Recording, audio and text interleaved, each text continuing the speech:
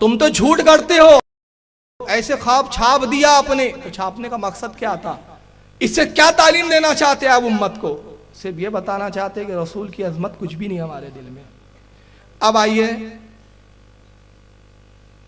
ان کے ابھی ایک موجودہ پیر صاحب زندہ ہے پاکستان میں، جن کا نام ہے پیر ذوالفقار نقشبندی. نام سنا ہے؟ ہندوستان ابھی آئے تھے، دیوبند کا مدرسہ وغیرہ انہوں نے دورہ کیا. تو دیوبند کے ایک مولانا ہے جن کا نام ہے مولانا ندیم الواجدی دیوبندی، دیوبند کے عالم ہیں. ان کے تعلق سے ان کی تعریف میں ایک مضمون لکھا، اور یہ آپ ہی کے بمبئی کا اخبار نکلتا ہے اردو ٹائمز. اردو ٹائمز میں ان کا مضمون چھپا، رپورٹ نہیں چھپی. رپورٹ چھپی ہوتی تو آپ یہ کہہ کے تعبیر نکال لیں گے کہ اخبار والے نے غلط لکھا ہے. اخبار والا بری الذمہ ہے، کیونکہ مضمون انہوں نے دیا اور ان کے نام سے مضمون چھپا. اصل پیپر کی کٹنگ میرے ہاتھ میں ہے، شبہ ہو تو پروگرام کے بعد آ کے اصل اخبار کی کٹنگ دیکھ لے. پروجیکٹر پہ میں پیپر دکھا رہا ہوں. تاریخ 6 مئی 2011 کا یہ پیپر ہے، بامبے کا ہی ہے. جا کے فائل میں سے اگر اردو ٹائمز کے آفس سے آپ کے تعلقات ہے 2011 کی فائل میں آپ جا کے پیپر ڈھونڈ کے نکال لیں. یہ میرے پاس اوریجنل یہاں موجود ہے. پیر ذوالفقار کے بارے میں مولانا ندیم کیا لکھتے ذرا سنیے. عبارت تھوڑی باریک ہے کیونکہ بہت باریک باریک لکھا، میں دیکھ کے پڑھ رہا ہوں. کہتے ہیں علماء دیوبند کا ذکر کرتے ہیں تو ان کے جذبات قابو میں نہیں رہے تھے. کن کے؟ پیر ذوالفقار علی صاحب کے. خود بھی روتے ہیں اور دوسروں سننے والوں کو بھی رلا دیتے ہیں، اور بار بار کہتے ہیں کہ اکابر علماء دیوبند صحابہ اکرام کی مقدس جماعت کے افراد ہیں. یہ علماء دیوبند کون ہے؟ صحابہ اکرام کی جماعت کے افراد ہے.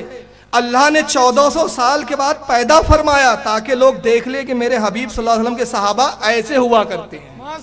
استغفر اللہ ربی من کل ذنب. یہ صحابہ اکرام ہیں. چلیے آگے بڑھیں. یہ ملفوظات ہیں مولانا الیاس صاحب کی. مولانا منظور نعمانی دیوبند کے مناظر انہوں نے لکھی. صفحہ 122 پر لکھتے ہیں حضرت گنگوہی رحمت اللہ علیہ اس دور کے قطب ارشاد اور مجدد تھے. مولانا رشید احمد گنگوہی کون تھے؟ قطب ارشاد. یہ بہت بڑا ولایت کا مقام ہوتا ہے، اور مجدد تھے. اب آئیے ذرا دیکھیں مجدد صاحب کرتے کیا تھے. یہ تذکرۃ الرشید، اس کے اندر یہ جلد نمبر اس کی 2 ہے، صفحہ 290. ایک بار ارشاد فرمایا مولانا رشید احمد گنگوہی صاحب نے، میں نے ایک بار خواب دیکھا ہے کہ مولوی محمد قاسم صاحب عروس کی صورت میں، عروس کہتے دلہن، مولانا قاسم صاحب دلہن بنے ہوئے ہیں، اور میرا ان سے نکاح ہوا. سو جس طرح زن و شوہر میں یعنی مرد اور عورت میں ایک کو دوسرے سے فائدہ پہنچتا ہے، اسی طرح مجھے ان سے انہیں مجھ سے فائدہ پہنچا. تبصرے کی ضرورت نہیں ہے. یہ ان کے اولیاء ہے بھائی، اور یہ صحابہ ہے. پیر ذوالفقار علی کے نزدیک صحابہ کی مقدس جماعت ہے جو زمین پہ 1400 سال کے بعد بھیجی گئی. اب آپ کہیں گے یہ تو خواب دیکھا تھا، خواب پہ پکڑ نہیں ہے. چلو بیداری کا ایک قصہ سن لیں آپ.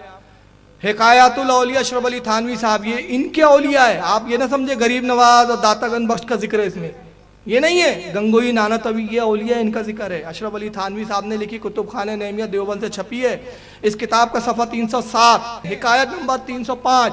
مولانا اشرف علی صاحب کیا لکھتے ہیں؟ کہتے ہیں حضرت والد ماجد مولانا حافظ محمد احمد صاحب ام محترم، ام کہتے ہیں چچا کو، ام محترم مولانا حبیب الرحمان صاحب رحمت اللہ علیہ نے بیان فرمایا کہ ایک دفعہ گنگوہا کی خانقاہ میں یعنی رشید احمد گنگوہی کی خانقاہ میں حضرت گنگوہی اور حضرت نانوتوی کے مرید و شاگرد سب جمع تھے، اور یہ دونوں حضرات بھی وہیں مجمع میں تشریف فرما تھے کہ حضرت گنگوہی نے حضرت نانوتوی سے محبت آمیز لہجے میں فرمایا کہ یہاں ذرا لیٹ جاؤ کھٹیا پر.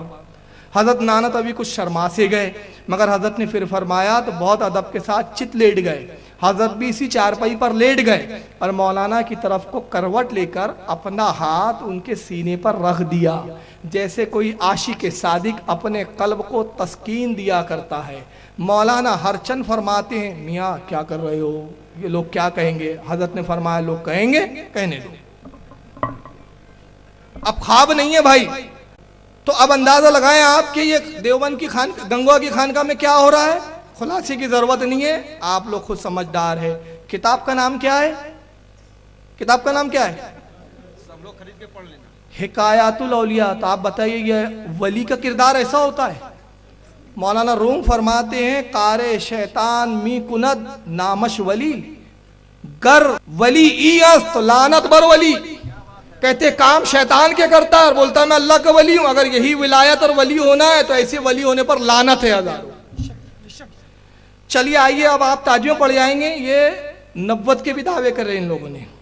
یہ مولانا اشرف علی کی کتاب ہے الامداد, یہاں میرے پاس ٹیبل پر بھی موجود ہے, رسالہ الامداد. اب چھپنا بند کر دیا انہوں نے, رسالہ نکل رہا تھا ماہنامہ. اس میں مولانا اشرف علی تھانوی کے ایک مرید نے ایک خواب بیان کیا.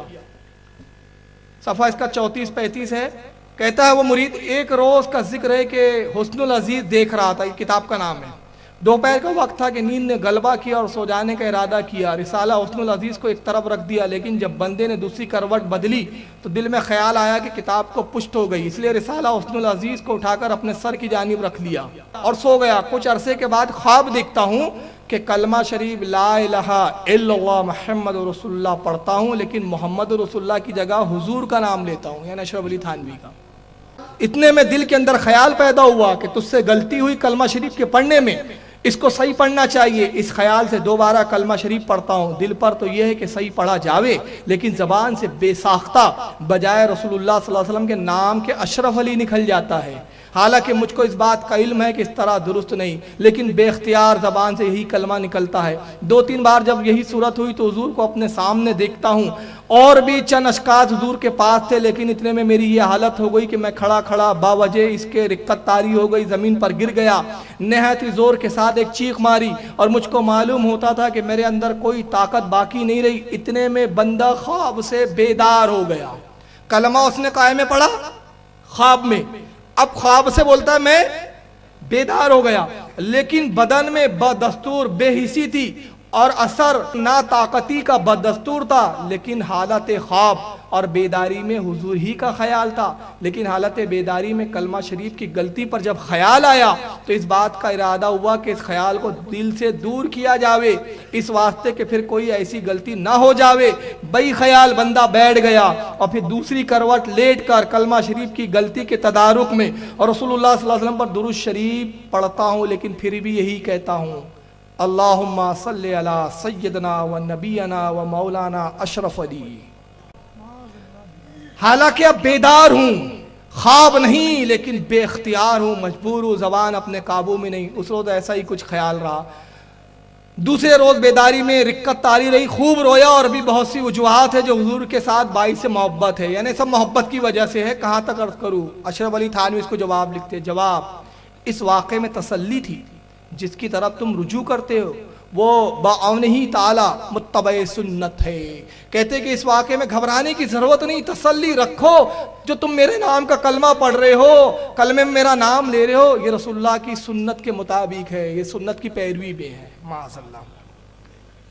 اب ایک خاص عبارت دیکھ لیں, یہ نبوت کے بھی دعوے دار, اور عالم کیا تھا. اشرف علی صاحب نے کتاب لکھی جس کا نام ہے کمالات اشرفیہ. اس میں ان کے حالات لکھے ہیں. دیکھو مولانا اشرف علی صاحب اس میں خود کیا لکھتے ہیں. ان کے ایک مرید محمد عیسیٰ صاحب نے لکھی. کہتے ہیں اشرف علی تھانوی, فرمایا دعوت اور ہدیے میں حلال و حرام کو زیادہ نہیں دیکھتا کیونکہ میں متقی نہیں. یعنی نبی بننے کا دعویٰ اور متقی نہیں. چلیے اب یہاں سے 2-3 باتیں خاص خاص سن لیں آپ یہاں پہ, پھر اس کے بعد ہم اختتام کریں گے. اب یہ تھوڑا سا دل تھام کے یارو اب میری بھی باری آئی. کچھ چیزیں میں نے چھوڑ دیا ہے وقت کی قلت کے سبب. ابھی چل رہی ہے 11ویں شریف. مجھے ایک چیز بتائیے, آپ کے گھر کوئی مٹھائی بھیج دے یا آپ کے گھر کوئی کھانا بھیج دے, آپ کا کوئی پڑوسی, مثال کے طور پر ایسے شخص نے آپ کیا کھانا بھیج دیا جس کا کھانا لینا پسند نہیں کرتے, تو آپ اس کھانے کا کیا کریں گے. نہیں کھانا ہے آپ کو, آپ کا دل نہیں چاہتا کہ کھانا کھاؤں میں, میرے دشمن کے ہاں سے آیا, نفرت ہے اس سے, اس کھانے کا آپ کیا کریں گے بتائیے. پھینک دیں گے آپ, کسی کنارے پہ ڈال دیں گے, کوئی جانور کھا لے, کسی دوسرے شخص کو دے دیں گے. کبھی ایسا ہوتا ہے کہ آپ گڈھا کھودے اور پھر وہ کھانے کو دفن کرتے بیٹھے رہے. آپ نہیں کھا رہے دوسرے کو. عموماً گھروں میں جو کھانے ہوتے ہیں جب سڑ جاتے, انسان کے کھانے لائق نہیں رہتے, انسان اس نیت سے باہر کناروں پہ ڈال دیتا ہے کہ جانور کھا لے. انسان کے کھانے لائق نہیں, کم سے کم جانور کھا لے. مگر آئیے 11ویں شریف کی مٹھائی, فاتحہ کی مٹھائی سے ان کو کتنی نفرت ہے. مولانا اشرف علی کمالات اشرفیہ میں بیان کرتے ہیں. ایک شخص نے ان سے سوال کیا, صفحہ 154-155. ایک صاحب نے سوال کیا, اگر 11ویں کی مٹھائی آئے تو اس کو کیا کریں. فرمایا لے کر کہیں دفن کر دے، اور رد کرنے میں عوام کے اندر اشتعال کا اندیشہ، یعنی عوام ناراض ہوں گی، بھڑکیں گی، اختلاف ہوں گا، اس لیے یہ کرے کہ مٹھائی کو دفن کر دے۔ اس واقعے کو ابھی یہیں رکھیں اور اس پر غور کریں کہ 11ویں کی مٹھائی ان کے نزدیک اتنی ناپاک، اتنی بری، اتنی بیکار کہ کسی جانور کو نہیں کھلا سکتے، کسی دوسرے شخص کو نہیں دے سکتے، حتیٰ کہ کسی کافر کو بھی نہیں دے سکتے۔ اس مٹھائی کو کیا کریں؟ دفن کر دے۔ اب آئیے ایک دوسرا حکایت الاولیاء میں مولانا اشرف علی صاحب کیا لکھتے ہیں، اب ذرا دیکھیں، صفحہ 39 340، 2 صفحے ہیں۔ حکایت 366، فرمایا میرٹھ مطبع مجتبائی میں ایک مقام پر مولانا محمد یعقوب اور مولانا محمد قاسم رحم اللہ علیہ ایک جگہ ہی ٹھہرے ہوئے تھے۔ مولانا محمد یعقوب اشرف علی تھانوی کے استاد ہے، قاسم نانوتوی اور مولانا یعقوب ایک ہی جگہ ٹھہرے ہوئے تھے میرٹھ میں، مگر مولانا نانوتوی رحمت اللہ علیہ تو نیچے کے درجے میں تھے، یعنی نیچے کے فلور پر تھے، مولانا محمد یعقوب رحمت اللہ علیہ اوپر کے درجے میں تھے۔ ایک رنڈی اپنی چھوکری کو جو سیانی تھی اپنے ہمراہ لائی، اور مولانا محمد قاسم رحمت اللہ علیہ سے، چونکہ مولانا محمد قاسم بہت مشہور تھے اور مولانا محمد یعقوب اس قدر مشہور نہ تھے، کسی نے انہی کا پتہ دے دیا، عرض کیا کہ یہ میری چھوکری ہے اور مدت سے بیمار چلی جا رہی ہے، میری اوقات بسر اسی پر ہے۔ طوائف کہہ رہی ہے کہ میری لڑکی ہے، بیمار ہے، اور میری اوقات کس پر ہے؟ گزر اوقات اسی پر، یعنی گندہ پیشے پر، آپ اسے تعویذ یا دعا کر دیجئے۔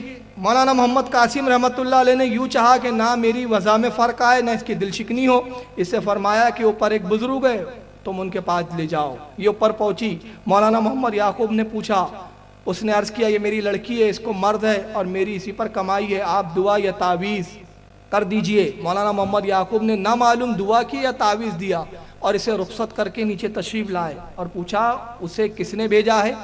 مولانا محمد قاسم صاحب خاموش ہو گئے، فرمانے لگے کہ بڑے متقی نکلے، اپنے تقوی کی اس قدر حفاظت میرے پاس خلوت میں بازاری عورت کو بھیج دیا، اپنے نفس پر کس کو اعتماد ہے؟ وقت نہیں ہے سب جانے کا۔ خدا کے فضل سے چھوکری کو آرام ہو گیا، یعنی تعویذ دیا کہ دعا کی اللہ جانے، لیکن کیا ہوا؟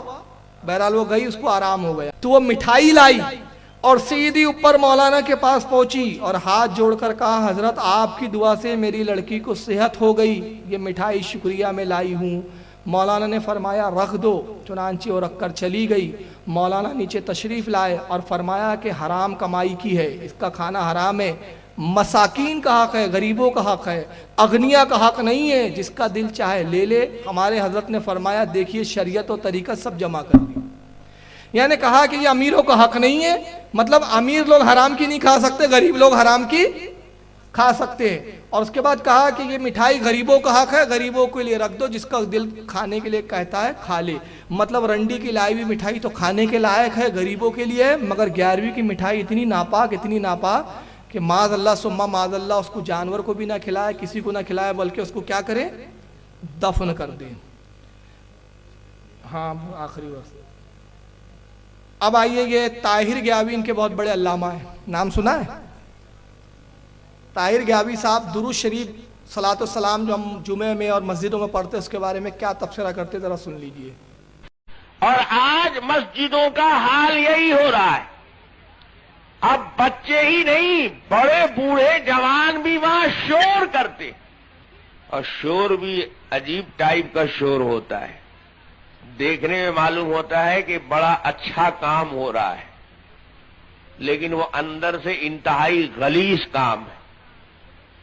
آج کل ٹیسٹ کرنے کے لیے ڈاکٹر لوگ بتاتے پاخانہ پیشاب ٹیسٹ کرا کر رپورٹ لاؤ، تو اب جس کو پاخانہ ٹیسٹ کرانا ہے تو ٹیسٹ جہاں ہوتا ہے وہاں جا کر پاخانہ تھوڑی پھرتا ہے،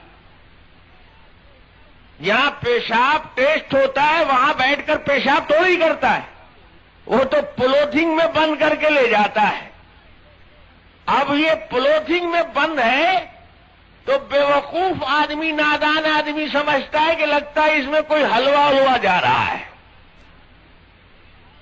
ابھی تو پیک ہے نا، جب کھلے گا تب پتہ لگے گا کہ خوشبودار ہے کہ بدبودار ہے۔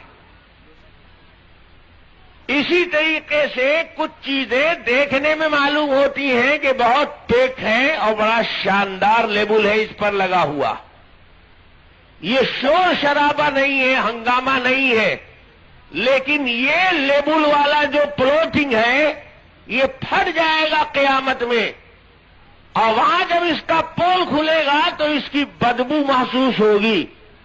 ये जो मस्जिदों में दरूद और सलाम चीख चीख कर माइक लगाकर शोर हंगामा करके लोग पढ़ते हैं, देखने में मालूम होता है कि वो ये तो दरूदे पाक है, हालांकि वो पाक नहीं है, नापाक है। ये पोलोथिंग जब फटेगा क़यामत में तब समझ में आएगा वो हलवा नहीं है, वो गिलाजत है, नापाकी है। दरूद सलाम के बारे में जो मिसाल दी समझ में आ गई, तफसीरा करने का वक्त नहीं है। दो बातें मैं यहाँ बयान करके इसका जवाब मुकम्मल करता हूँ। दरूद नापाक उसने कहा, ये किताब है एक अखबारुल अखयार, ये किताब है शाह अब्दुल हक मोहद्दिद दहलवी रहमतुल्लाह ताला अलैह की। अखबारुल अखयार तर्जमा भी इन लोगों ने किया, फारसी में असली किताब थी, उर्दू में देवबंदी के दो मौलाना ने मिलकर तर्जुमा किया, मौलाना सुभान महमूद साहब, मौलाना मोहम्मद फाजिल साहब दारुल उलूम, और ये दोनों मौलाना देवबंद के हैं। अखबारुल अखयार शाह अब्दुल हक की फारसी किताब का उर्दू में इन्होंने तर्जुमा किया। शाह अब्दुल हक मोहद्दिद दहलवी ने, मैं इनके बारे में बता चुका हूँ, वक्त के बहुत बड़े मुहद्दिस है, इसमें बुजुर्गान दीन के हालात पे किताब लिखी। जब किताब वो एंड करते हैं, शाह अब्दुल हक जो आज से 550 साल पहले के बुजुर्ग हैं, तो अल्लाह की बारगाह में दुआ करते हैं, मौला मेरी किताब को कबूल फरमा ले, मौला मेरे अमल को कबूल फरमा ले, मुख्तलिफ दुआएं कर रहे हैं। तो आखिर में सफ़ा 624 है, यहाँ पर वो उनकी दुआ सुने, शाह अब्दुल हक की तर्जमा इन्होंने किया। देखो क्या कहते हैं, ऐ अल्लाह मेरा कोई अमल ऐसा नहीं जिसे आपके दरबार में पेश करने के लायक समझूं, मेरे तमाम आमाल में फसाद नीयत मौजूद रहती है, अलबत्ता मुझ हकीर फ़कीर का एक अमल सिर्फ तेरी ज़ाते पाक की इनायत की वजह से बहुत शानदार है, और वो ये है कि मजलिस मिलाद के मौके पर मैं खड़े होकर सलाम पढ़ता हूँ। शाह अब्दुल हक जैसा वक्त का मुहद्दिस क्या कह रहा है, मेरा कोई अमल ऐसा नहीं कि अल्लाह मैं जिस पर यकीन रखूं कि तू उसको कबूल कर लेगा और मुझे बख्श देगा, सिर्फ एक अमल है जो तेरी तौफीक से शानदार है, जिस पर मुझे यकीन कामिल है कि उस अमल के एवज तू मुझे बख्श देगा। और वो अमल क्या है कि मिलाद के मौके पर मैं खड़े होकर सलाम पढ़ता हूँ और नहायती आजिज़ी व इनकिसारी मोहब्बत व खुलूस के साथ तेरे हबीब पाक सल्लल्लाहु अलैहि वसल्लम पर दुरूद व सलाम भेजता रहा हूँ। ऐ अल्लाह वो कौन सा मकाम है जहाँ मिलाद मुबारक से ज़्यादा तेरी खैर व बरकत का नुज़ूल होता है, इसलिए ऐ अरहमर राहिमीन मुझे पक्का यकीन है कि मेरा ये अमल कभी बेकार ना जाएगा, बल्कि यकीनन तेरी बारगाह में कबूल होगा, और जो कोई दुरूद व सलाम पढ़े और इसके ज़रिए दुआ करे वो कभी मुस्तरद नहीं हो सकती। ये मुहद्दिस का कौल, जिनके छापने वाले भी ये, और ऐसे सलाम जिस पे शाह अब्दुल हक मोहद्दिद दहलवी जैसा जिस अमल पर फक्र कर रहा है, इनके नज़दीक नापाक है। चलिए इनको मैं इनकी नापाकी इन्हीं पे लौटाता हूँ। उम्मी बी का आपने तस्करा सुना, इलियास कांधेलवी और अशरफ अली की नानी, उनके बारे में मौलाना खलील अहमद अम्बेठी इलियास साहब के जो उस्ताद हैं उनके हालात के बारे में क्या लिखते, ज़रा किताब देखिए। किताब का नाम है तस्करतुल खलील। तस्करतुल खलील इस वक्त मेरे हाथ में भी है, आपको मॉनिटर पे भी नजर आएंगी। तस्करतुल खलील का सफ़ा 96 नानी के बारे में लिखते हैं कि बी उम्मी यानी इलियास साहब की नानी, बी उम्मी की उम्र तवील हुई, उन्होंने नवासों की औलाद को भी देखा, आखिर उम्र में बसारत और चलने फिरने से माजूर हो गई थी, और मर्जुल मौत में 3 साल कामिल साहिब फराश रही, यानी बिस्तर पे ही पड़ी रही, उठना बैठना नहीं होता था।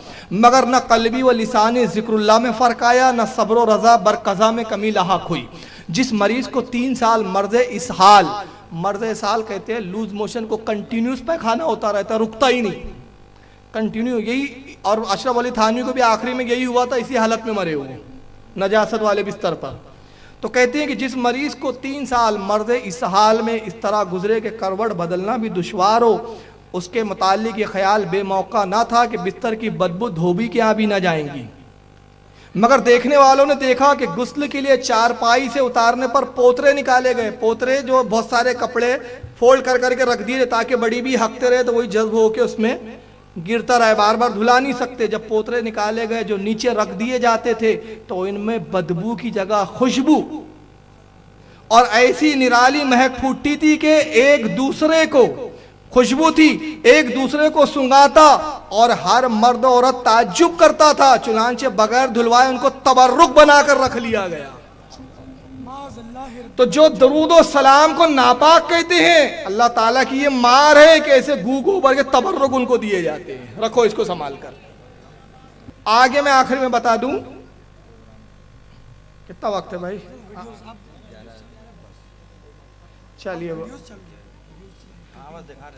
چلیے اب میں ایک چیز بتا دیتا ہوں. ابوالکلام آزاد غیر مقلد جن کو مانتے ہیں، دعویٰ کرتے کہ غیر مقلد تھے. دیوبندی کہتے ہو دیوبند سے تعلق تھا، تقلید کے قائل تھے. اب وہ کون تھے؟ دونوں آپس میں نپٹ لے. بہرحال ہمارے نہیں تھے ابوالکلام آزاد. ان کا حال یہ تھا، گاندھی کو اتنا مانتے تھے کہ مہاتما گاندھی کہتے تھے. اب مہاتما کے معنی ہوتے مقدس روح. ہمارے یہاں مقدس روح حضرت جبریل کا لقب ہے. میں اس پہ تبصرہ نہیں کر رہا ہوں زیادہ. جامع مسجد میں ابوالکلام صاحب نے گاندھی جی کو بلایا، ممبر پہ بٹھایا اور اپنا امامہ اتار کے گاندھی کے قدموں میں رکھ دیا.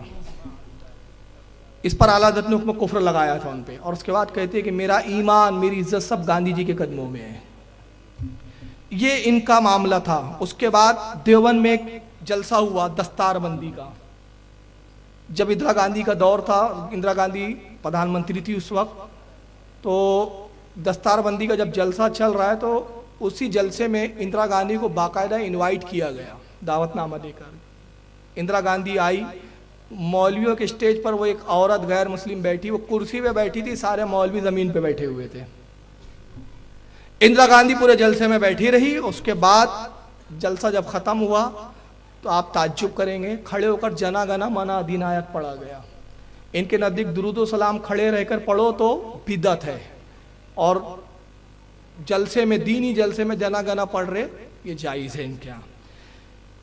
اب اس پر علماء اہل سنت نے آواز اٹھائی کہ تم اپنے آپ کو بہت بڑا وہ بتاتے ہو، معاہد بتاتے ہو، متقی پرہیزگار بتاتے ہو، اور ہم کو بدعتی کہتے ہو. ایک غیر مسلم عورت کو بلانا اور اس کو دستار بندی کے جلسے میں بٹھانا اور پھر سارے مردوں کا ہجوم، یہ شریعت کہاں اجازت دیتی؟ اس میں جب شور ہوا تو ان کے مولویوں نے صفائی دینا شروع کی. تو ابھی حال ہی کے ایک مولوی ہے، چہرہ چھپائے ہوئے آتے ہیں ویڈیو پہ، جب بھی آتے ہیں اول تو ان کی ویڈیو بہت کم ہے نیٹ پر، آڈیو زیادہ ہے. ایک دو ویڈیو آئے جو چہرے کو دھندلا کر دیتے، پتہ نہیں چہرہ مکروہ ہے کہ دکھانا کیوں نہیں چاہتے. تو ان کے بارے میں کہتا ہوں کہ صاحب سامنے آتے بھی نہیں، صاحب چھپتے بھی نہیں، عجب پردہ ہے کہ چلمن سے لگے بیٹھے ہیں. وہ ہے مولوی عبدالرب نواز حنفی صاحب. آئیے ذرا وہ دیوبند کے مولوی صاحب کیا صفائی دیتے اس بارے میں سنیں. مشہور سوال ہے، یہ چہرہ میں نے نہیں دھندلا کیا ہے صاحب، یہ ان کے ویڈیو میں ہی ایسا چہرہ ہے. کی طرف سے مشہور سوال ہے. بات یہ ہے کہ اندرا گاندھی اس وقت کی وزیر اعظم تھی، اس کو بلایا نہیں گیا تھا، بلکہ اس کی انٹیلیجنس نے جب اطلاع دی کہ اتنے سارے مولویوں کا ٹھاٹے مارتا ہوا سمندر ہے تو وہ گھبرائی کہ کہیں ایسا نہ ہو کہ میری حکومت کا تختہ نہ الٹ جائے. وہ بغیر بلائے خود جلسہ گاہ میں آئی ہے. اب ظاہر بات ہے اگر کوئی کسی ملک کی سربراہ وہاں آئی ہے تو اس کو دھکے دے کے نکالا تو نہیں جا سکتا. کوئی بریلوی یہ ثابت کر دے کہ اندرا گاندھی کو دعوت نامہ دیا ہو یا اندرا گاندھی کو بلایا ہو، بن بلائے اچانک گھر پہ آئی ہے تو اس کو دھکے تو نہیں دیا جا سکتا. یعنی کہتے ہیں کہ اندرا گاندھی کو اس کی مطلب اس کے لوگوں نے، جاسوسوں نے یہ خبر دی کہ وہاں دارالعلوم دیوبند میں بہت بڑا جلسہ، تیری حکومت کا تختہ نہ پلٹ جائے. اتنے بڑے ترم خاں تھے یہ لوگ کہ اندرا گاندھی گھبرا گئی. تو انٹیلیجنس نے اس کو خبر دی تو اس نے فوج نہیں بھیجی، پولیس نہیں بھیجی، خود ہی چلے گئی ہاتھ جوڑنے، بابا میری حکومت کا تختہ مت پلٹو، کیا کر رہے ہو آپ. یعنی جھوٹ دیکھو کیسے لپا پوتی ہو رہی ہے. چلیے حنیف صاحب تو ابھی زندہ ہے اور یہ ویڈیو نیٹ پر جائیں گے. حنیف صاحب سے کہتا ہوں اچھا ٹھیک ہے صاحب، چلیے اپنے گھر کا ذرا جائزہ لیجئے. یہ کتاب شیخ الاسلام نمبر، الجمیت کا شیخ الاسلام نمبر، حسین احمد ٹانڈوی کے بارے میں اسد مدنی کے ساتھ ہے، ذرا اس کا ایک صفحہ دیکھ لیجئے. کہتے ہیں کہ مگر یہ داستان آج چھیڑی جا سکتی ہے نہ وہ روح پرور داستان جس کا تعلق کلکتہ سے 1921 میں ترک موالات کی تحریک نے کلکتہ کی سرکاری عربی دینی درسگاہ مدرسہ عالیہ کی اینٹ سے اینٹ بجا دی. ایک نیا عظیم الشان دینی مدرسہ مولانا ابوالکلام آزاد کے ہاتھوں قائم ہو گیا اور گاندھی جی نے آ کر مدرسے کا افتتاح کیا. سمجھ رہے آپ؟ دیوبندیوں نے ایک مدرسہ بنایا اور اس کا ادگھاٹن کرنے کون آئے؟ گاندھی جی. تب کہ گاندھی جی کو بھی اپنا تختہ پلٹنے کا ڈر تھا تو بولے چلو ان کا مدرسہ میں بنا دوں. چلیے اب آگے آئیے. سونیا گاندھی ابھی حال ہی میں دیوبند پہنچی. सोनिया गांधी को भी डर था कि ये मेरा तख्ता ना पलट कर दे, तो ये भी बिन दावत चले गई। अच्छा, सब बिन दावत ही चले जाते हैं इनके यहाँ। हाल तो यह है कि रामदेव बाबा भी पहुंच गया। अब ये कौन से तख्त के ताजदार है मुझे नहीं पता कि इनका तख्ता पलटने का। एक नहीं है कि राम खून है मेरे अंदर और आपके अंदर, इस खून में एक और हमारे पूर्वजों का इतिहास है। आपके वक्त ये रामदेव बाबा कहीं के राष्ट्रपति प्रधानमंत्री है कि देवबंद पहुंच गए, चलो नहीं तो तख्ता पलट जाएगा अपना। मेरे ख्याल से ऐसा हुआ होगा, उनको डर लगा कि मेरी जो दवाइयों की दुकान चल रही है, देवबंद वाले फतवा ना देते रामदेव बाबा की दवा खाना जाए थी, तो पहुंच जाओ, बोले चलो।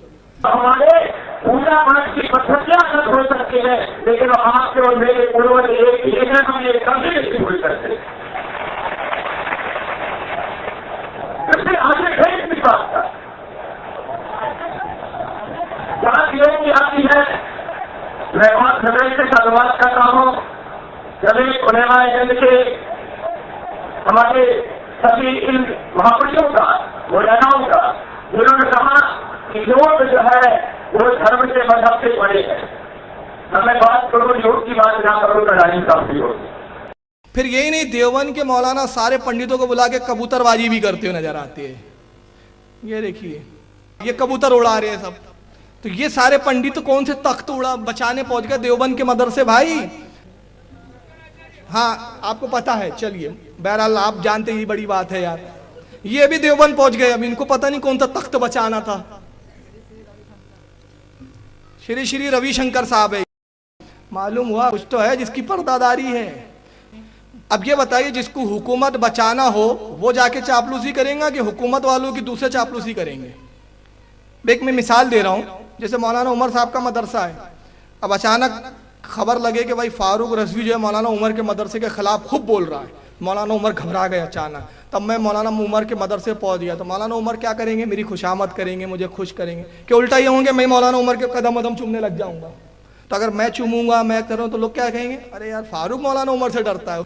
अब आइए, मुलायम सिंह देवबंद पहुंचे, पता नहीं वो कौन सा तख्त बचाने पहुंचे थे। अब जैसे देवबंद पहुंचे, अब कुछ लोगों ने मुझे बाद में फोन किया, कहा कि वो देवबंद के मौलानी ने नदवा किया। मैंने कहा तुम ही सब जुड़वा भाई हो भाई, देख लो वो तुम पता लगाओ कौन सी नस्ल के, कौन से चचेरे भाई है, क्या मेरे भाई है। एक ही चट्टे के थाली के चट्टे बट्टे हो, नदवा भी तुम्हारा, देवबंद भी तुम्हारा। बरेलियों का नहीं है फिलहाल, हमारा तो बरेली मरकज है, कचौचा मरकज है, हमारा माहरेरा मरकज है। हमारे तो मरकज खुले हुए हैं, हम तो बरेली वाले। अब तुम्हारा नदवा, वो अबू जहल का नदवा, तुम्हारा नदवा। तो अब मुलायम सिंह पहुंचने के बाद दौरा और किया, हाँ सब ठीक ठाक चल रहा है, सब चापलूस मेरे एजेंडो बराबर काम हो रहा है। जी महाराज। अब निकले, जूता पहन रहे मुलायम सिंह, अब जूता हो रहा नहीं था। देवबंद के मुफ्ती साहब झट करके, हुजूर तकलीफ करते, मैं हाजिर हूं ना। आउटलुक साप्ताहिक है, इस पर भी कुछ लोगों के फोन आए, मैंने रे रोड पर बताया था, ये भी बनाई हुई है। मैंने कहा भाई हवाला सुन ले, न्यूज़पेपर हो, हमारे उज़ैर भाई यहाँ बैठे माशाल्लाह, अफकार रज़ा खुद ये मैगजीन चलाते हैं। मैंने भी खुद अल्हम्दुलिल्लाह रियाजुल जन्ना नाम से एक माहनामा चलाया है। जो भी माहनामे या अखबारात चलाते हैं, एक कॉपी रखते हैं, एक कॉपी गवर्नमेंट को जाती है। रजिस्टर्ड जो होते हैं ना, ये रिकॉर्ड मेंटेन होता है। आउटलुक साप्ताहिक है, ये 9 अप्रैल 2007 का है। आउटलुक के ऑफिस जाएं, बोलना 9 अप्रैल 2007 का आउटलुक दिखिए, बताइए आप, उसमें फाइल में आपको ये मिल जाएगा। ये आउटलुक साप्ताहिक में छपा। देवबंद के मुफ्ती मुलायम सिंह को जूता पहनाने चले गए। मैं इस पर जुमला कहता हूं, जिनको गरीब नवाज गौस पाक की मिठाई नहीं चलती, जो दरगाहों पे एहतरामन नहीं झुकते, अल्लाह उनको यहां झुकाता है।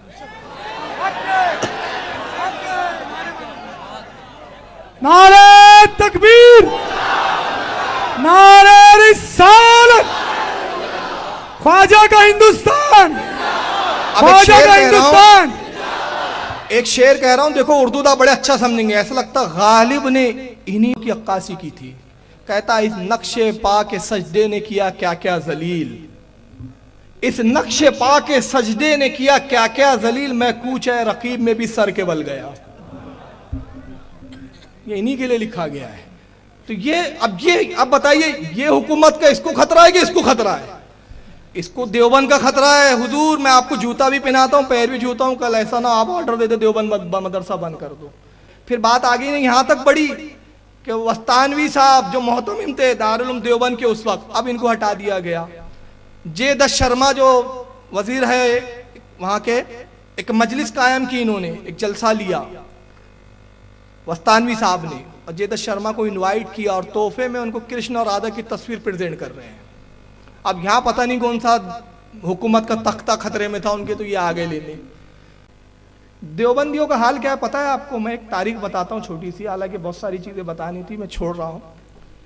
دیوبند جن کو بڑا فخر کرتے ہیں کہ ہندوستان کا بہت بڑا ادارہ ہے، یہاں سے ہمیشہ حق کی تلقین ہوئی. شیر بھائی اہل سنت نے ایک فتویٰ پوچھا دیوبند میں ایک زمانے میں، کیا فرماتے علماء دیوبند، اور کسی اور نام سے پوچھا گیا، کیا فرماتے علماء دیوبند اس شخص کے بارے میں جو کہتا ہے اگر اللہ قیامت کے دن اپنا دیدار میرے پیر کی شکل میں نہ کرائے تو میں اس کو خدا ماننے سے انکار کر دوں. استغفر اللہ. ایسے شخص کے بارے میں کیا حکم ہے؟ جواب کیا آتا ہے؟ جواب آتا ہے کہ ایسا شخص کافر ہے، مرتد ہے، واجب القتل ہے. بتایا گیا کہ یہ بات کسی اور نے نہیں، مولانا اسماعیل دہلوی صاحب نے صراط مستقیم میں لکھی ہے. اب تعویلیں ہو رہی ہے. اسی طرح ایک سوال پوچھا گیا، قصائد قاسمی یہاں میرے پاس موجود ہے ٹیبل پر، اس میں قاسم نانوتوی نے ایک شعر لکھا.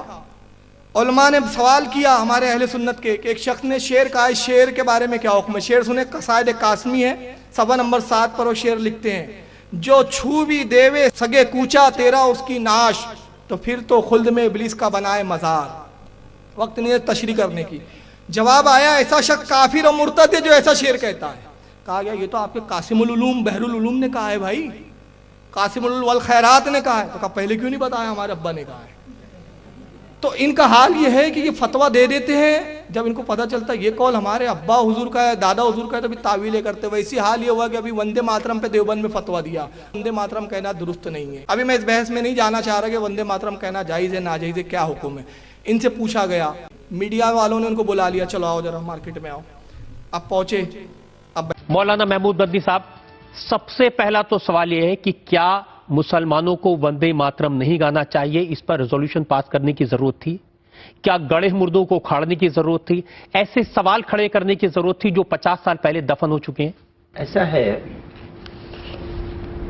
کہ یہ نیا ایشو نہیں ہے، پرانا جھگڑا ہے، اور دیوبند نے بھی اس کے اوپر ابھی کوئی فتویٰ نہیں دیا بلکہ پہلے سے دے رکھا ہے. اور دیوبند نے بھی اس کے اوپر ابھی کوئی فتویٰ نہیں دیا بلکہ پہلے سے دے رکھا ہے. مسلمان ایک خدا کے علاوہ کسی کی پوجا نہیں کر سکتا. مطلب پہلا یہ پہلی کلپ دکھایا میں نے جس میں انہوں نے کہا کہ دیوبند میں یہ پہلی بار فتویٰ نہیں دیا کہ اس سے پہلے بھی فتویٰ دیا ہے کہ وندے ماترم کہنا جائز نہیں. اب آگے آئیے دوسرا سنیں. آگے شاہد صاحب ہیں، آپ لوگ ہیں، یہ سوال کھڑا ہو رہا ہے کہ یہ وندنا کے معنی پوجا کرنا ہے یا نہیں ہے.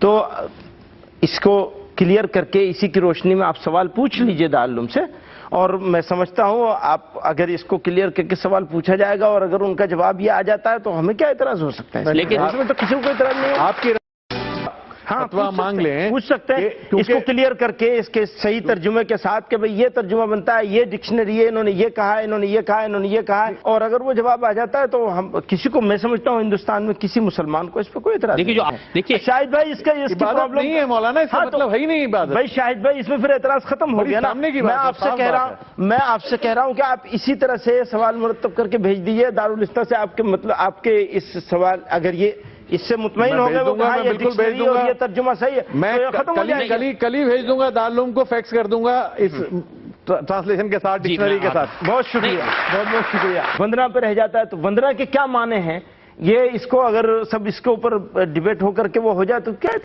شاہد جو ہے یہ نئی دنیا کے ایڈیٹر ہے. پہلے تو فتویٰ دے دیا انہوں نے کہ وندے ماترم کہنا ناجائز ہے، جو کہیں گا وہ کافر ہے. اب بعد میں شاہد صاحب آپ دیکھ لیں، تحقیق کر لیں، ڈکشنری دیکھ لیں، تو پہلے کیا سمجھ کے فتویٰ دیا تھا آپ نے؟ فتویٰ تحقیق کے بعد دیا جاتا ہے، تو مطلب بنا تحقیق کے یہ دے دیتے ہیں کچھ بھی. آپ لوگ دیکھ لیں یہ ان کے فتوے. لیکن بس آخری بات یہ ختم کر رہا ہوں، ہم بریلی کو اس لیے مانتے ہیں کہ جب بریلی ایک فتویٰ دے دیتا ہے بریلی سے کوئی ہمارا عالم، تو پلٹتا نہیں ہے. پھر یہ بریلی کی شان ہے. हुजूर मुफ्ती आजम हिंद ने जब नसबंदी के खिलाफ फतवा लिखा कि नसबंदी हराम है, तो वक्त की प्रधानमंत्री इंदिरा गांधी भी गई, तो आपने फरमाया हुकूमत बदल सकती है लेकिन बरेली का फतवा नहीं बदल सकता। और हुकूमत बदल गई लेकिन फतवे नहीं बदले गए। माशाअल्लाह, आपका जोश, अल्लाह ताला आपके जोश खरोश को सलामत रखे जी। अब आइए, बस आखिरी क्लिप में एंड कर रहा हूं। ये पैसों के भिखारी, इनके फतवे पैसों पे बिकते हैं, गौर करें। ये हुकूमत के तलवे चाटते हैं, ये मिनिस्टरों के और लीडरों की चापलूसी करते हैं। और अगर आपको यकीन ना आ रहा हो तो आइए ये वीडियो क्लिप देख लें। कर दिया गया है, जबकि मौलाना इमरान अब नमाज नहीं पढ़ा सकेंगे। यह है मुफ्ती हबीबुर रहमान। पैसे लेकर इन्होंने जारी किया था फतवा, मुस्लिम क्रेडिट कार्ड का इस्तेमाल नहीं कर सकते। इन्हें मुस्लिमों की प्रभावशाली संस्था दारुल उलूम देवबंद से मुअत्तल कर दिया गया है।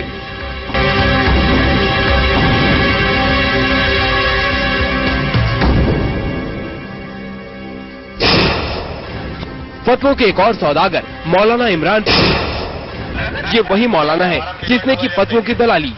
50,000 रुपए में हमें दिलवाए 5 फतवे। देखिए ये किस तरह 5 फतवों के लिए 50,000 का सौदा कर रहा है और अपने कमीशन के लिए किस तरह नाटक कर रहा है।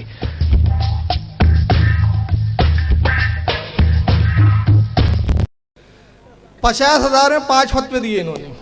10,000 की फतवे की कीमत है। हम बरेली की ताजीम इसलिए करते हैं, वहां फतवे बदलते नहीं। और एक बात सुन ले, मैं वीडियो पे जरूर आ रहा हूं लेकिन मैं वीडियो को नाजायज मानता हूं एक चीज, और हुजूर ताजुश शरिया की दिल से इज्जत करता हूं कि ताजुश शरिया ने फतवा दिया तो अमल भी करते हैं, खुद बचते भी, और फतवा आज भी मौजूद उनका बरकरार है। यही हमारे बुजुर्गों और हमारे हक्कानियत की दलील है कि हमारे बुजुर्ग पैसों के वक्त बिकते नहीं है। आज बस मैंने आखिरी बात यहाँ खत्म कर रहा हूँ, और अल्हम्दुलिल्लाह अल्लाह का फजल करम है, मौलाना उमर के हाथों पे कई लोग इस्लाम लाए, इस फकीर के हाथ पे भी 4 लोग अब तक इस्लाम कबूल कर चुके हैं अल्हम्दुलिल्लाह। और कितने बदअकीदों ने तौबा की तो उसकी तो गिनती मैं भी नहीं जानता। तो अल्हम्दुलिल्लाह अभी आप जाए नहीं कि एक शख्स यहाँ पे अभी ऐलानिया इस्लाम कबूल करने की बात कर रहे हैं, गैर मुस्लिम है वो, अभी उन कलमा पढ़ाया जाएगा इंशाल्लाह। तो इस रूप परवर मंजर को आप देखें, अल्लाह ताला उनको सच्चा मुसलमान बनाए और सुन्नियत पे और इस्लाम पे कायम रखे। आखिरी बात मैं यहाँ पर एंड कर रहा हूँ। आपको मैंने आज की मजलिस का मुंसिब बनाया था, बात यहीं से शुरू हुई थी कि आज आप सामाइन नहीं बल्कि क्या है, जज है। अब बस आखिरी, अब आपकी आवाज और आपके नारे मुझे मेरा जवाब होंगे। आपको रुपयों के एवज बेचने वाले, फतवा देने वाले, रुपयों के एवज शरीयत को बेचने वाले मौलवियों की पैरवी करना है या शरीयत के तहफ्फुज करने वालों की? किसकी पैरवी करना है? अल्लाह ताला आपको इस्तेकामत बख्शे और हमें सही मायने में सुन्नी बनाए रखे। वमा अलैना इल्लल बलागुल मुबीन। अस्सलाम वालेकुम।